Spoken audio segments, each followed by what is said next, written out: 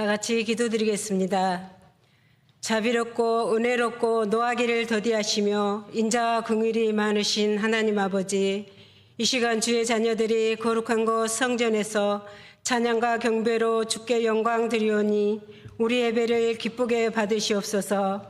주님, 힘들고 어려운 상황 속에서도 변함없이 저희들을 지키시고 이루하시고 함께하시어 여기까지 인도해 주신 주님의 그 크신 사랑에 감사드립니다. 하나님, 2025년 우리 교회가 무너진 성벽을 재건하라는 말씀을 붙들고 한결교회 5대 비전을 실천하고자 합니다. 우리 한결의 모든 성도가 마음을 같이하여 무너진 곳을 하나하나 세워가는 공동체적 사명을 잘 감당하게 하시고 말씀 앞에 순종함으로 교회가 하나 되게 하옵소서. 주님, 무너진 이 땅을 고쳐주시옵소서. 진실로 주님이 원하시는 정의롭고 공의롭고 평화로운 나라를 위해 먼저 주님의 백성들이 깨어 기도하며 회개의 눈물을 흘리게 하소서. 특별히 다음 세대와 청년들이 하나님을 경외하며 어느 곳에서나 의로움과 정직함으로 구별되게 하시고 거짓과 탐욕이 난무한 세상에서 진리를 추구하는 진실한 세대가 되어 교회의 영광을 회복시키는 능력 있는 믿음의 세대가 되기를 원합니다. 주님, 각 가정에서 드리는 기도의 제목들은 낱낱이 알 수 없으나 주님께서는 다 아시오매 필요를 따라 채우시고 공급하시어 하나님의 살아계심을 나타내시옵소서. 이 예배를 위해 헌신하시는 모든 이들의 가정에나 일터에 형통의 복을 더하시고 찬양대에 아름다운 찬양을 올려드릴 때에 하나님께는 영광이요 우리 모두에겐 은혜 충만한 시간 되게 하옵소서. 말씀을 증거하실 목사님, 성령 안에서 늘 강건하게 하시고 참된 진리의 말씀으로 공동체를 깨우치게 하시며 성령의 능력으로 전해지는 귀한 말씀을 통해 우리의 영이 새로워지며 약속의 말씀을 믿고 신뢰함으로 복음에 합당한 성령의 열매를 맺는 주님의 충성된 제자로서의 삶을 살아가기를 소망하며 우리를 죄에서 구원하신 예수님의 이름으로 감사기도 드리옵나이다. 아멘.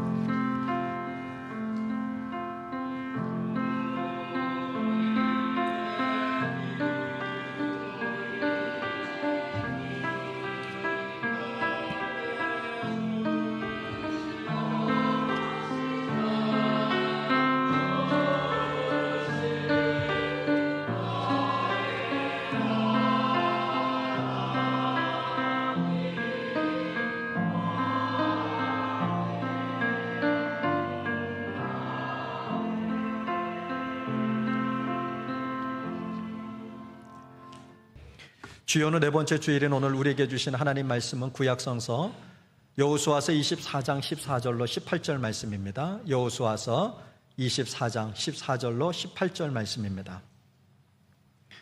구약성경 357면에 있습니다. 여호수아서 24장 14절로 18절 말씀, 저와 여러분이 한 절씩 교독하시고 마지막 절은 합독하실 때 살아계신 하나님의 음성을 들으실 수 있기를 바랍니다. 14절입니다. 그러므로 이제는 여호와를 경외하며 온전함과 진실함으로 그를 섬기라. 너희의 조상들이 강 저쪽과 애굽에서 섬기던 신들을 치워버리고 여호와만 섬기라. 만일 여호와를 섬기는 것이 너희에게 좋지 않게 보이거든 너희 조상들이 강 저쪽에서 섬기던 신들이든지 또는 너희가 거주하는 땅에 있는 아모리 족속의 신들이든지 너희가 섬길 자를 오늘 택하라.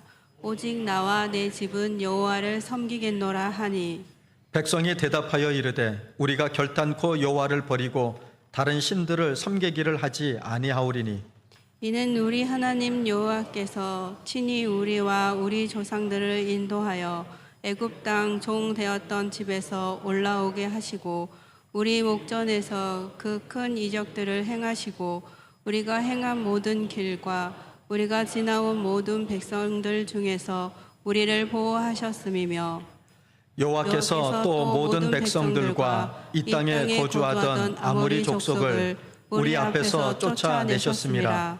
그러므로 우리도 여호와를 섬기리니 그는 우리 하나님이심이니이다 하니라. 아멘. 이는 살아계신 하나님의 말씀입니다. 이 시간 시온 찬양대 찬양 있겠습니다.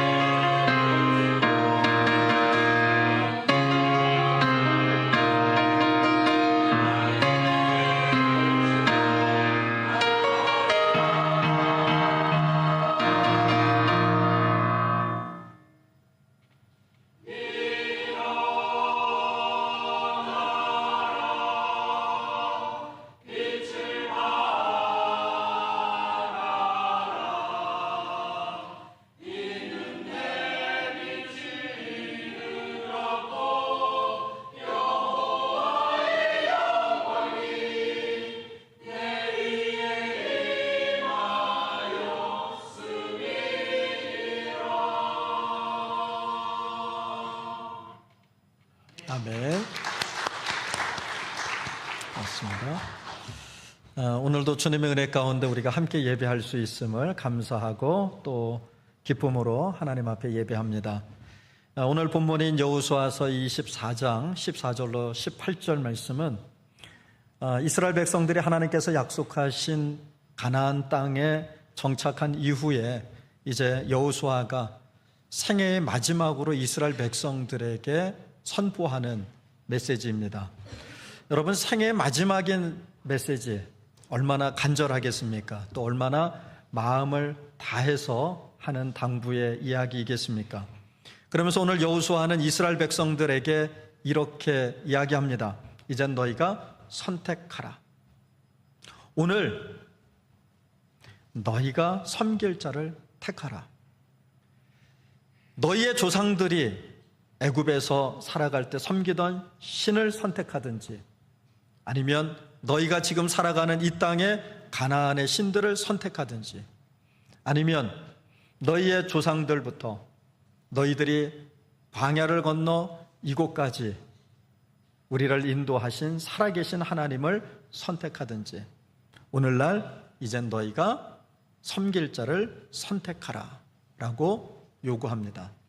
그리고 여호수아는 자신의 결단을 이스라엘 백성들에게 고백하죠. 뭐라고 얘기합니까? 오직 나와 내 집은 여호와를 섬기겠노라.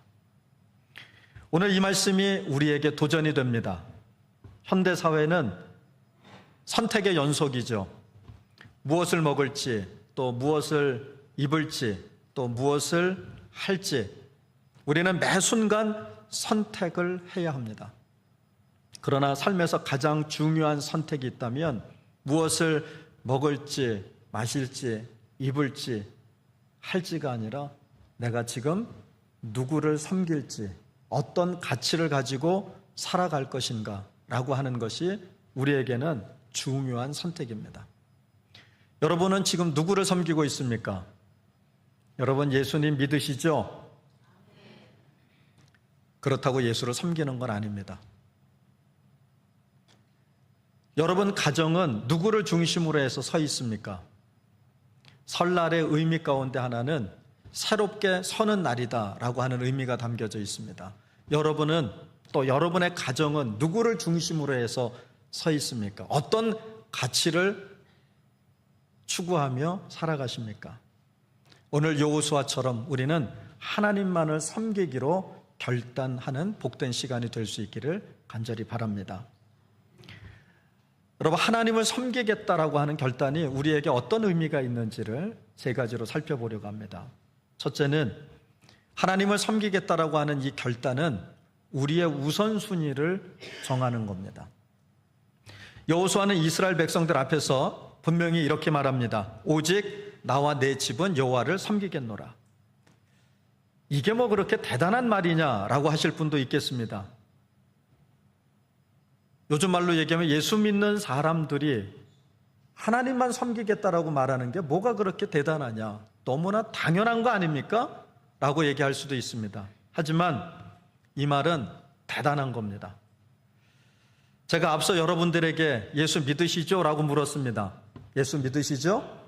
그런데 예수를 믿지만 예수를 섬기는 사람이 있고, 예수를 믿지만 예수를 섬기지 않는 사람도 있습니다. 하나님 외에도 우리가 살아가는 이 세상에는 섬길 것들이 넘쳐납니다.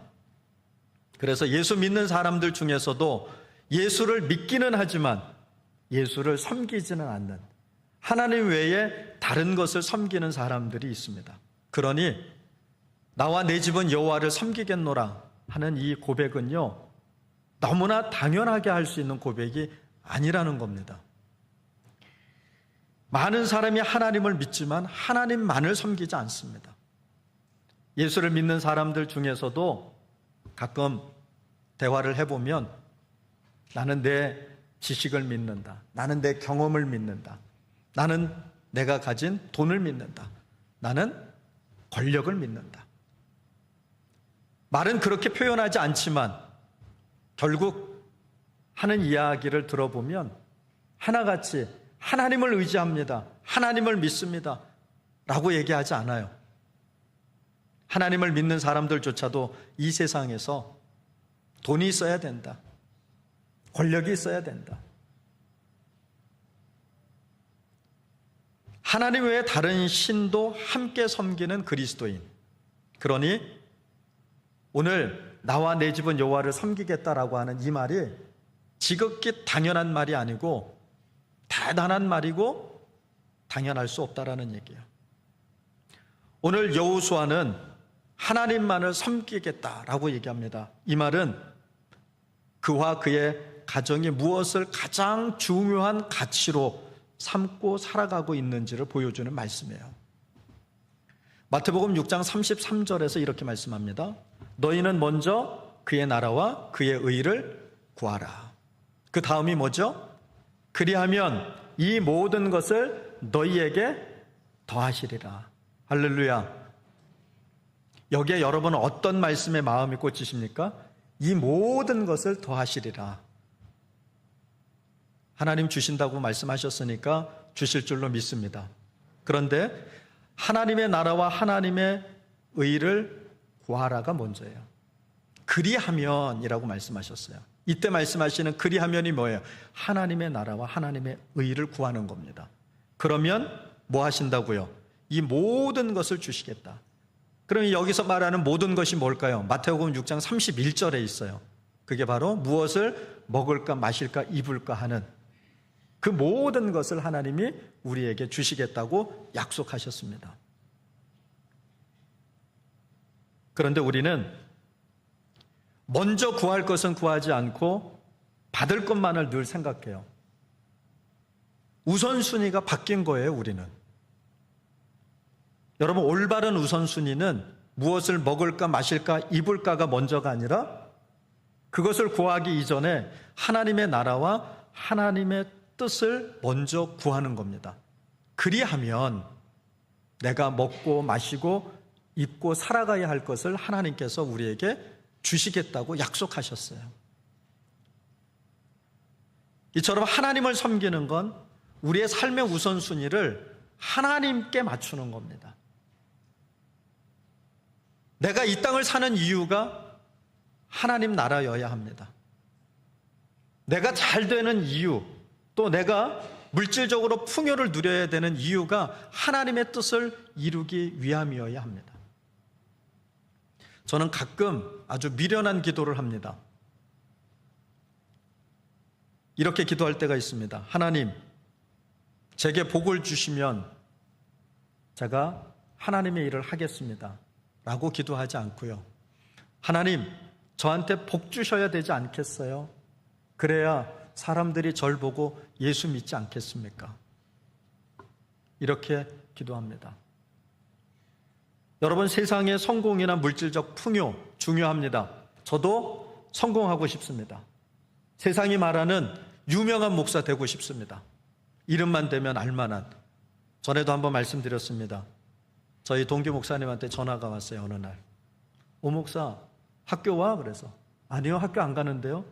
프랭카드에 걸렸던데 오 목사 학교 온다고? 저희 총회에 저하고 이름이 똑같은 목사님이 한 분 계세요. 그분이 제가 나온 학교에 강의를 오시기로 돼서 현수막을 걸어놨는데 강사 오상열 목사 이렇게 써놓은 거예요. 근데 실제로 그분을 제가 이렇게 대면한 적이 있어요. 이전에 섬기던 교회에서. 제가 조금 더 잘생겼습니다. 저도 유명하고 싶죠. 그래서 제 이름 때문에 사람들이 교회로 막 몰려오면 좋겠어요. 저도 그런 생각이 들어요. 저도 물질적으로도 풍요로웠으면 좋겠어요. 저는 집 공짜가 안 한다고 늘 교인들한테 말씀드렸는데 어떤 조사를 보니까 사실 노후가 가장 힘든 건 집 때문에 가장 힘들다고 얘기하더라고요. 거처할 곳이 없어서 많이들 힘드시대요. 요즘 먹고 사는 건 내가 조금 줄이면 나라에서 어느 정도 이렇게 좀 지원해 주는 것도 좀 있고 해서 그건 되는데 집이 없답니다, 집이. 근데 저는 집 걱정은 안 해요. 제가 은퇴할 때쯤 되면 집이 남아돌 거라는 생각은 늘 갖고 있어서 근데 이게 맞아 떨어지기를 기도하고 있습니다. 근데 저도 돈 좋아합니다.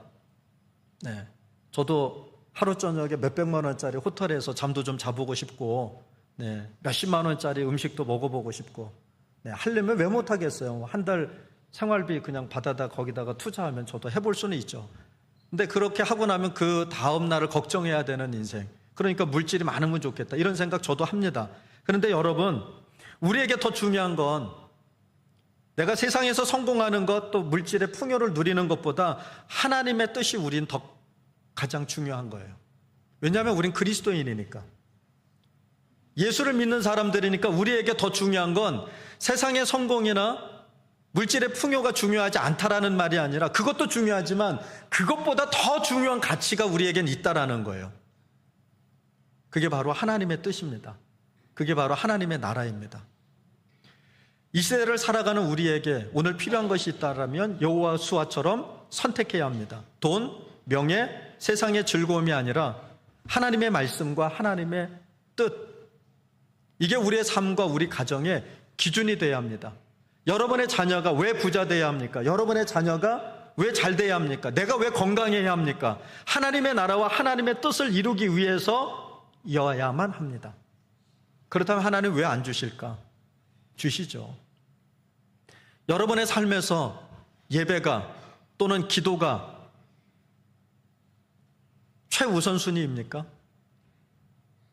주일 예배뿐만 아니라 예배드리는 이 시간을, 기도하는 이 시간을 여러분 가장 중요한 약속으로 여기고 계십니까?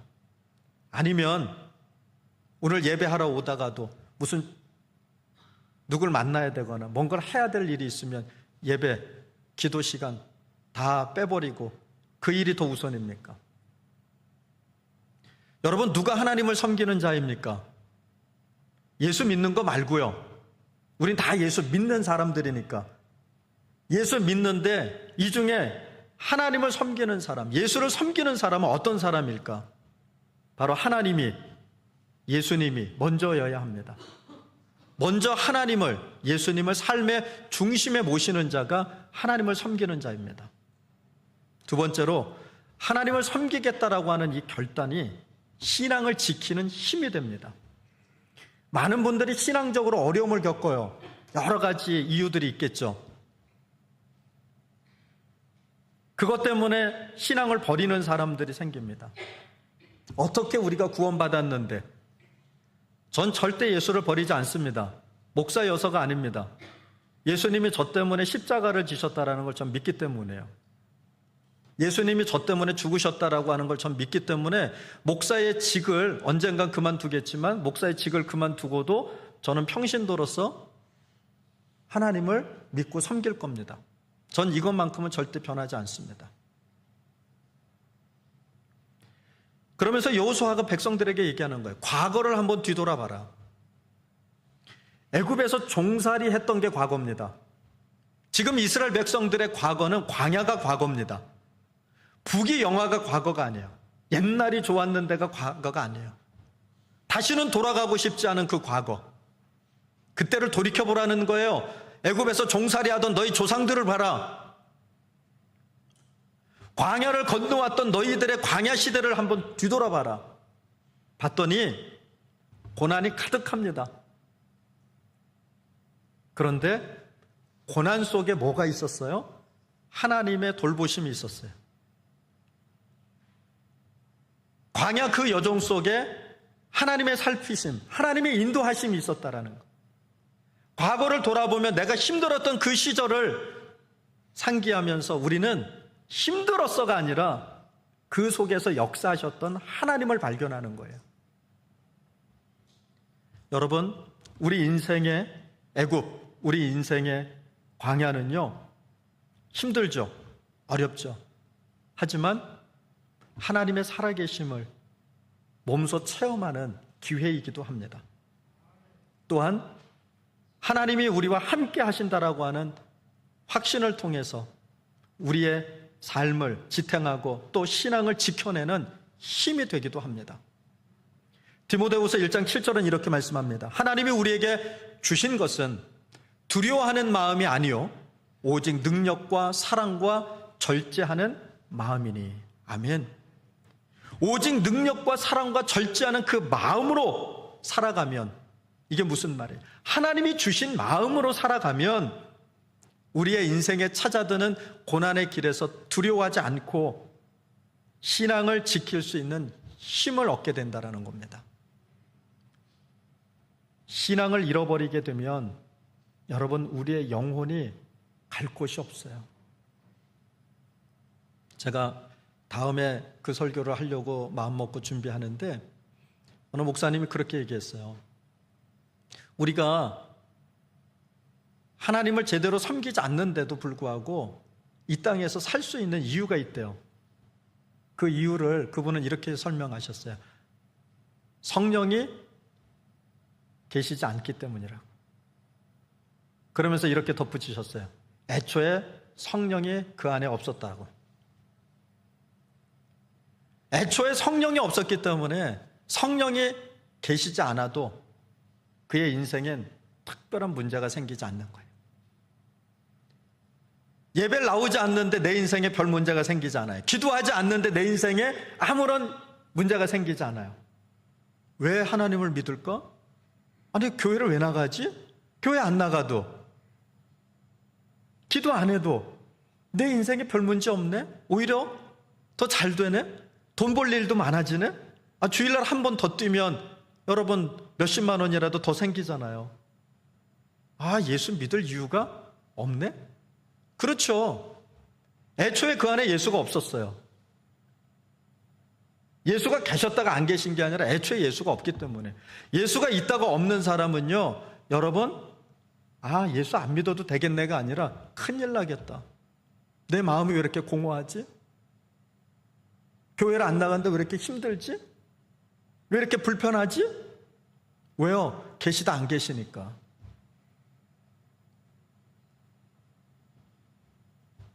어떤 한 어머니의 이야기를 나누고 싶습니다. 젊어서 우리 교인들 중에서도 그런 고백하시는 분들 많이 계시던데요. 결혼할 때 남편이 예수 믿겠다고 그래서 결혼했는데 막상 결혼하고 나니까 어때요? 남편들이 예수를 안 믿어요. 그리고 핍박합니다. 어떡할 거, 이혼할 수도 없고 온갖 갖은 핍박을 받으면서 홀로 신앙생활을 했대요. 그러다 아이도 태어나고 애들 교회 가는 것까지도 반대하는 신랑 만나서 무척 힘들고 어려울 때 그가 할 수 있는 일이 뭐였을까? 하나님을 의지하고 기도했답니다. 그런데 얼마나 시간이 흘렀을까요? 하나님은 이 어머니의 기도에 응답을 주셔서 남편도 예수 믿게 되고 자녀들도 예수 믿게 되는, 그래서 주님을 섬기는 가정이 됐다라는 고백을 들은 적이 있습니다. 우리 교인들 중에서도 있죠. 저는 교인들이 저는 예수 믿는데 제 아이가 또 제 가족들이 예수 믿지 않는 게 너무 힘들어요, 이런 분들이 있어요. 근데 걱정하지 말라고 말씀드리고 싶습니다. 여러분들이 하나님을 제대로 섬기고만 있다면, 여러분들이 하나님을 의지하고 기도하고만 있다면, 여러분들이 올바르게 예수 믿고 있다면 여러분의 자녀들이 또 여러분의 가족들이 반드시 예수 영접할 줄로 믿습니다. 여러분, 하나님을 섬기겠다고 하는 결단은 때로는 우리에게 어려운 길일지도 몰라요. 가정의 반대가 있고요. 사람들의 손가락질이 있고요. 그러나 다른 한편으로는 그 어려움이 하나님의 신실하심을 경험하게 되는 힘이 되기도 한다는 겁니다. 마지막으로는 하나님을 섬기겠다고 하는 이 결단이 가정의 복이 됩니다. 여호수아는 개인의 신앙만을 얘기하지 않았어요. 나와 뭐라고 얘기합니까? 내 집은 여호와를 섬기겠노라. 하나님을 섬기는 건 내 개인뿐만이 아니라 가정 전체의 복으로 이어진다라는 말씀이에요. 시편 127편 1절에서 이렇게 말씀합니다. 여호와께서 집을 세우지 아니하시면 세우는 자의 수고가 헛되니라. 아멘. 여러분 꼭 기억하십시오. 우리가 아무리 애쓰고 힘써도 여호와께서 세우시지 않으면 우리의 모든 일이, 모든 수고가 헛것이 됩니다. 우리가 계획할지라도 그 길을 인도하시는 분은 하나님이십니다. 전쟁은 하나님께 달려있는 겁니다. 육의 전쟁이든 영의 전쟁이든 하나님 없이 여러분 이 전쟁을 이길 수 없어요. 성경은 그렇게 얘기합니다. 이스라엘 백성들이 어떻게 가나안을 정복할 수 있었을까? 우리가 앞전에 이 산지를 내게 주소서라고 하는 제목으로 말씀 나눴는데요. 여러분, 요단강을 건너서 가나안을 이제 눈앞에 두고 하나님께서 여호수아에게 말씀하십니다. 이 땅을 배분하라. 12지파 중에 레위 지파, 제사장 계열의 지파는 빼고 나머지 11지파에게 이제 하나님이 땅을 배분하게 하셨어요. 그런데 여러분, 그 땅은 이미 정복해 놓고 그리고 나서 경계를 나누는 것이 아니라 정복하기 이전에 경계를 나누고 뭐 하라는 겁니까? 너희가 들어가서 이 땅을 차지하라, 정복하라. 말씀하시는 거예요. 그게 뭐예요? 복입니다. 하나님께서 창세기를 통해서 우리에게 주신 5가지의 복 중에 하나가 뭐예요? 정복하라입니다. 하나님이 다 차려놓은 밥상에 숟가락을 얹으라고 하지 않으셨어요. 이거는 네 땅이야. 그러니 뭐 하라고요? 너희가 들어가서 점령하라는 거예요. 너희가 들어가서 차지하라는 거예요. 어떻게 그럴 수 있었을까요? 애굽에서 늘 하는 게 종놀이밖에 안 했어요. 광야에서 그들은 늘 하나님이 공급해 주시는 것만 따박따박, 마치 어린 새가 어미가 물어주는 벌레를 먹듯이 그러고만 살았어요. 그랬더니 그들이 어떻게 정복할 수 있었을까요? 여리고성 전투에서부터 그들은 깨닫게 됩니다. 바로 하나님이 하시는구나. 그들의 힘으로 그들이 싸우려고 나갈 때마다 그들은 전쟁에 패배했습니다. 그러나 하나님을 의지하고 하나님을 바라보며 나가는 전쟁에서는 언제나 승리했습니다. 그러면서 그들이 깨달은 게 있죠. 전쟁은 하나님께 달려있다. 저와 여러분의 인생이 누구의 손에 달려있느냐?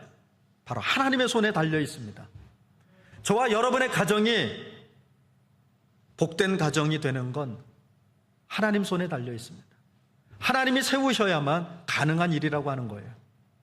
여러분, 하나님을 섬기는 가정은 하나님의 지혜로 세워집니다. 그리고 평강으로 채워집니다. 자녀들은 말씀을 통해서 바른 길을 배우게 되죠. 그리고 가정은 하나님을 중심으로 해서 화목과 사랑으로 서로 서가게 됩니다. 어느 가정에서 또 어느 교회에서 매일 10분씩 성경을 읽고 함께 기도하는 습관을 가진 이야기를 들은 적이 있습니다. 또 우리 교회 와서 말씀도 전해주셨던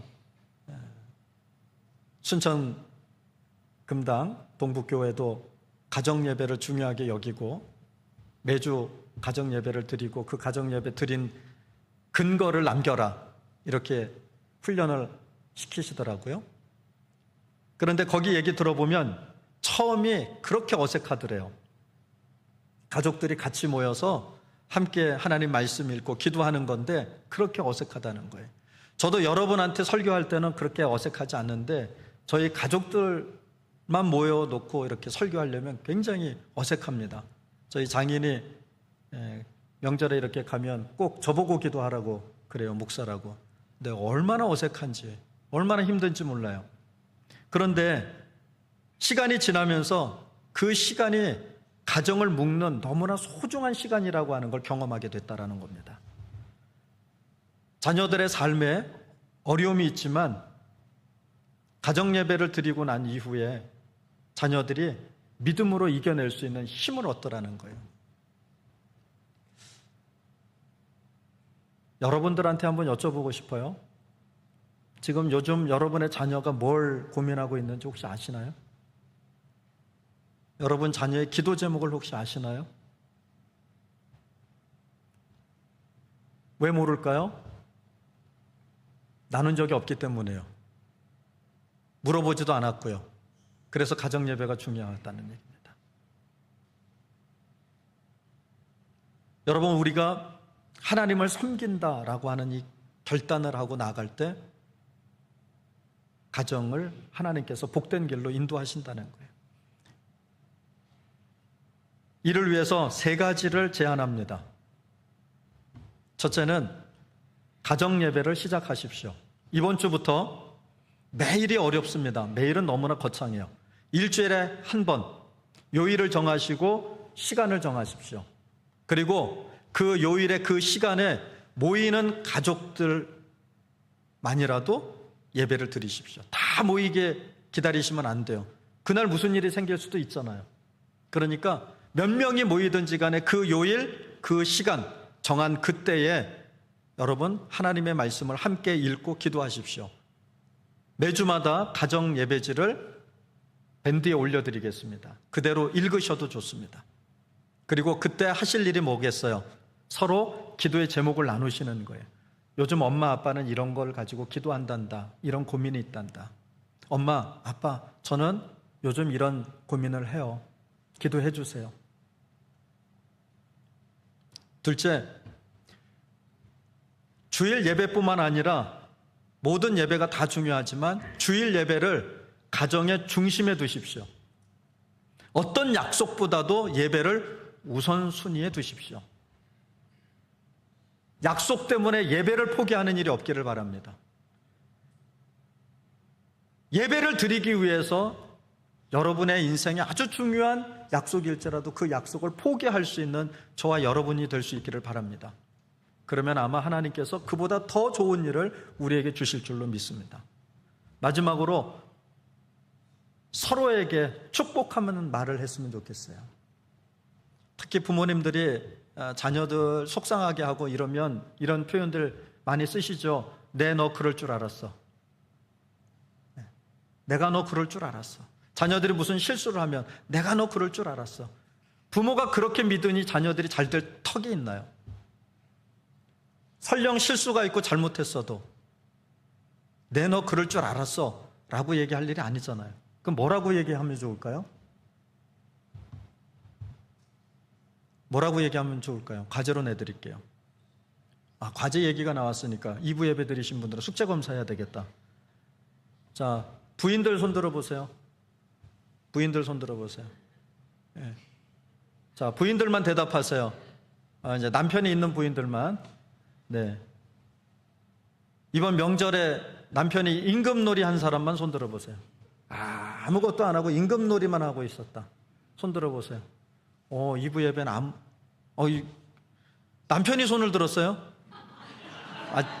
이실직고 하시는 거예요? 지금 보니까 여기에 남편분들은 있는데 아내분들이 일부 예배 드리고 지금 안 계신 분들이 있어서 확인이 안 되는 몇 분이 있긴 한데, 네. 하여간 순종은 제사보다 낫고 순양의 기름보다 낫다라고 주님이 말씀하셨어요. 여러분, 자녀들을 또 부모님을 서로 축복하고 격려하는 말을 나누는 것이 하나님을 섬기는 시작입니다. 이 결단이 여러분 개인뿐만 아니라 여러분의 가정에 이어져서 하나님이 여러분의 개인과 가정을 하나님의 은혜로 채우시고 또 우리 자손들에게 믿음의 유산을 전하는 그런 축복의 시간이 될 수 있기를 간절히 바랍니다.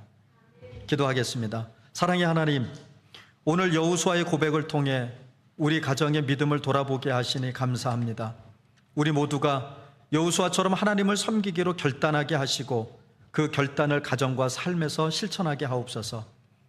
우리 가정이 하나님의 말씀으로 하나 되고 기도와 예배로 하나님과 동행하며 모든 상황 속에서도 하나님만을 섬기는 가정이 되게 하옵소서. 주님이 우리의 중심이 되어주시고 우리의 가정이 하나님 나라의 귀한 도구로 쓰임받게 하옵소서. 감사히 예수님의 이름으로 기도를 드립니다. 아멘.